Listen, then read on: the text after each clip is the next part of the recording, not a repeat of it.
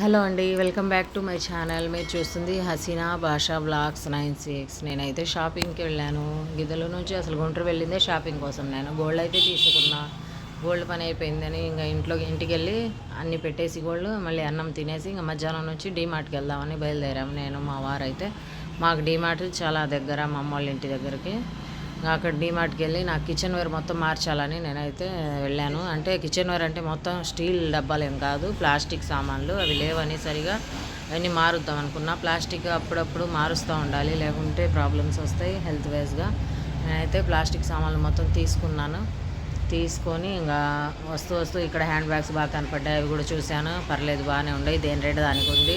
ఈ డీమార్ట్లో మనకు కావాల్సినవి వెతుక్కుంటే చాలు, రేట్స్ అడిగే పని ఉండదు. అదొక బెనిఫిట్, చాలా మంచిది ఇక్కడ. ఇంకా మా ఊర్లో అయితే డీమార్ట్ లేదు. ఇక్కడ గుంటూరులో ఉన్న వాళ్ళకి బాగా డీమార్ట్కి వెళ్ళి అన్నీ తెచ్చుకోవచ్చు. ఇంకా నేనైతే అన్నీ తీసుకున్నాను. అంతలో బట్టలు కనపడితే బట్టలు, టీషర్ట్స్ అవి బాగానే ఉన్నాయి. అన్ని రేట్స్ అక్కడే ఉన్నాయి, దాని మీదే అన్నీ ఒక దాంట్లో వేసి పెట్టారు. అవి చూసి మా వారికి అయితే టీషర్ట్స్ సెలెక్ట్ చేశాను. మా పిల్లలకి షార్ట్స్ తీసుకున్నా. అన్నీ తీసుకొని పక్కన పెట్టేశాను. ఇంకా మేము అది ఇక్కడ సంచులు కూడా డబ్బులు పెట్టి కొనాలి ఈ డీమార్ట్లో.